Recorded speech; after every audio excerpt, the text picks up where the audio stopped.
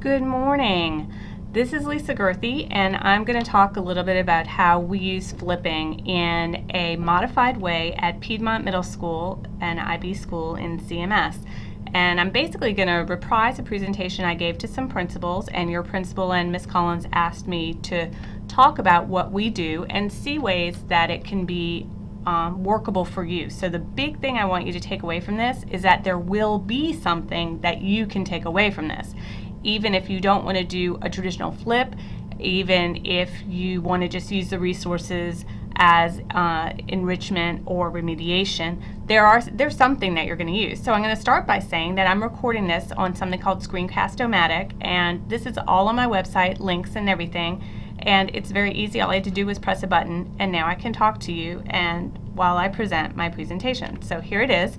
What is flipping? It is not that kind of flipping. It is basically that what Ms. Collins sent you in the email is that it's the idea that what used to be whole class lecture is now self-paced. A child can look at it on computer, and what used to be homework alone is now practiced together, where you're in the class together practicing. The teacher's right there, and so you already saw this video, and if not, you can look back at the email that Ms. Collins sent you. But it's basically the idea that the kind of child who will give up on homework because they don't want to do the homework, there's no one at home to help them, or they get frustrated easily, can now be helped in class by the teacher. So there are some caveats about flipping. When I first heard about it, I thought, oh, it's great, but I definitely wouldn't want to do it this way. I had these ideas. I've learned that flipping can be a useful tool, a really useful tool, but as long as you're aware of this. Don't think that homework is suddenly going to be done 100% of the time just because it's on video instead of on worksheet. Know that a bad lesson flipped is still a bad lesson, and so it doesn't matter if you take basic low-level blooms and flip it, it's still low-level. And so also remember that students learn best as active creators and not passive consumers. So use this as a time when they need that information, but that frees you up then to do more active lessons. So Sal Khan, you've already seen this video. If not, again, look back at your email. Here's the link. You can also get it off my website where this is posted. And I thought he did a better introduction to what could be flipping than I could. And now I wanted to show you a little bit about what we do at Piedmont. So if you got a chance to look at some of the links that I sent after the videos, you've seen some of the kind of tools that our teachers use. So this is Miss Joseph, our language teacher, and over at Piedmont, the world language teachers and the math teachers are the two who most use flipping. So this is just her regular home wiki. She's got a lot of us on computer, the same one that you have in your classroom, and she could use her desktop computer or an iPad to make this. And so I'm going to scroll down. She posted some pictures. This is a cool resource if you ever want to give your kids something like Quizlet. It's little online flashcards. But this is the one I was going to show you. It's her Educreations, and it's loading now.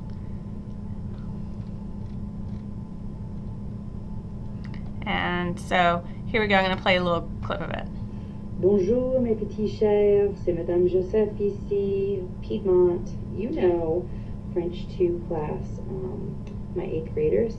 This is September 5th, I think. It's a definite article because if I say it to you, would you? I'm fast forwarding. This word right here is followed by a cafe to the cafe. And she drew all this and put it here. The reason that it is useful is that kids can look back when it's time for the test. I'm going to play another piece of this one. Bonjour mes chers, c'est Madame Joseph ici, Piedmont. You know, vous savez. My last Educreation was over 7 minutes long. I apologize, but as we are getting ready for a test, I hope you can understand why that. She goes into great detail with the kids about exactly how to do it. The wonderful thing is that if the child wants to look back for the test, they can. And if they get it, instead of saying de Kristen, I'm going to get rid of completely. I'm not going to use that here. No.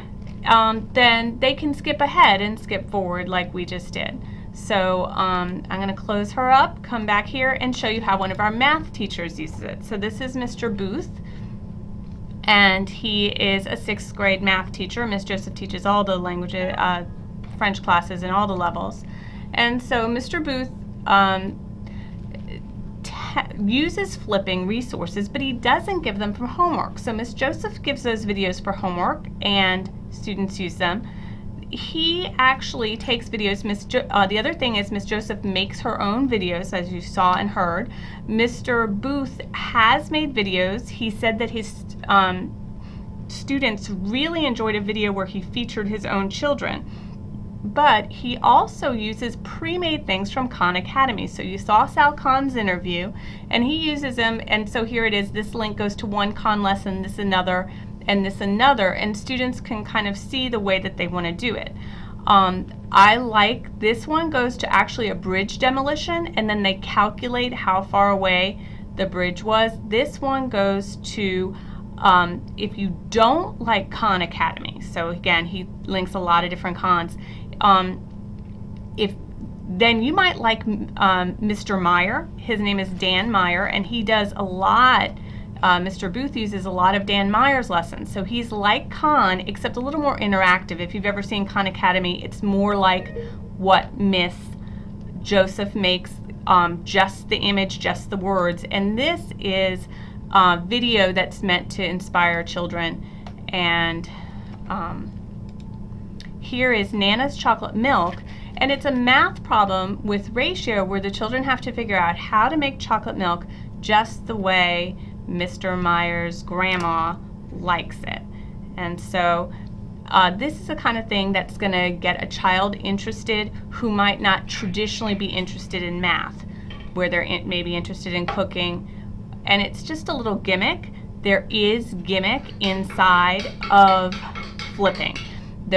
A lot of it is just to get kids interested. And you could do the same thing perhaps more efficiently without this sort of gimmick. But if you've got the motivation, if this gets them motivated, if it gets them interested, if it gets them fascinated, uh-oh. Oh no. Nana's gonna kill me. So just something like Nana's gonna kill me is the kind of thing that might make a child interested in figuring out a ratio math problem. And so I do have some more things at my wiki, Miss Girthy, and then I have a page called 21st Century Piedmont. You're welcome to look through that and see some other ways. Again, math and foreign language are the ones who are doing more traditional use of flipping, and they've both made it their own. So how do you make these things? Well, this is what Miss Joseph used, EduCreations. It makes a sort of a Khan Academy type plain board where you draw out problems and talk to the kids. What I'm using right now is Screencast-O-Matic. That's if you want to make your own, but you can also use pre-made videos. So here is TED Ed, Learn Zillion, Khan Academy, plenty of YouTube videos, plenty of gaming sites where the kids think they're playing a game, but they're actually learning. So Dreambox just got purchased by CMS. That would be a way that you could use to flip your classroom. The one thing about Dreambox, though, is you can't assign a specific lesson with a specific topic to all children, whereas you can do that with TED Ed and Khan Academy. Okay, so again, one of the caveats I said was that kids do need active learning. And so at first I thought, well, are we just sitting kids in front of a video? And the answer is no. As long as you give them part of a whole, the video part might be here. And so videos, other flipped instruction can happen when kids have already experimented, realized what they need to learn, then they can put it all together, and then they can demonstrate. So I like this graphic. If you like it, you can find more about it at this link. Again, this is all posted on my website. But and the final thing about flipping is that flipped resources can be used as part of a lesson.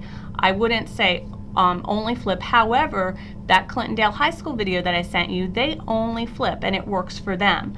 I'm more of an active teacher, and I want to see a lot of PBL where an IB school, we have a lot of activities going on, and so a lot of creative-based learning. So if you think about flipping where you start by creating, And then as students realize, oh, I need to learn this, you become a resource. Hey, go watch this video, go check this resource.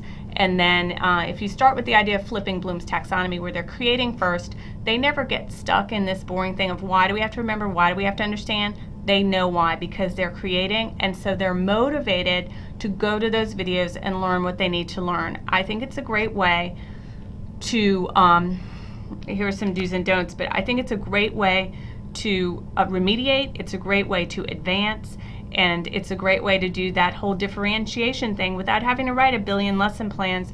You're taking kids where they are. So as far as the best do's and don'ts, you can read this screen, but what I mean by don't become laissez-faire is a mistake a teacher would make is to say, well, I've made a video, now I don't have to motivate the children. You don't want to become laissez-faire. You don't want to say, oh, well, why should I teach you anything? It's on the video, go watch it again. You want to always still remember that you're their coach and you're their motivator, and don't think, though, that you have to create everything yourself. Feel free to share, feel free to use what's out there. And so the 3 benefits of flipping: control, choice, and time. So the first thing, control, you can control the quality, you can make the perfect delivery. It can be the same thing in the morning as the afternoon. If I end up giving this presentation again, I can use the screencast I'm making to know that I don't leave any important information out. The student controls the timing, so I'm talking fast to you. If you skip through this really fast, or if you want to come back to it later, you can do that. You can pause it, you can go to the restroom, you can come back to it, you can rewind and make sure you understood. And so if you think that somehow using Khan Academy or Dan Meyer or some other pre-made videos is cheating, and I think some teachers do, they think, well, I have to make my own lessons or else I'm not really a teacher, then just remember, it's just like curating reading assignments. If you have professors that put together reading assignments for you in college, it's the same thing. You're just curating videos and helping your students because you know what's going to motivate them. You know what videos and what training might work for them and what sites. And as you learn about the flipped resources, you'll know that a certain kind of student might be more interested in X or Y, and you can do like Mr. Booth does and offer several different options for them. Here's the topic, go here, go here, go here, and they can choose the ones and learn from the ones that work for them. Okay, so the second benefit is choice. The old way was that the whole group instruction was limited to the abilities of the delivering teacher in the given moment. But in the flipped way, you can choose the best content from a large variety of styles. So for example, if you come back to this, I have linked on this page below where you can't see it right now, but you can see it if you download this presentation off my wiki, that I have singing. I am not a singer, I can't sing at all, but I used to, with my AP students, play a song that an AP teacher would sing. So now I, who am limited in my singing abilities, can use songs to get my kids to memorize the vast amount of stuff that they had to memorize for their AP test. So you're not limited there. You don't have to just do one delivery. If you know that you have some students who are going to like Khan Academy, just give me the facts, and you have some students who are going to like Dan Meyer's style, make it a like a little play with visuals, then you can offer them either one. Okay?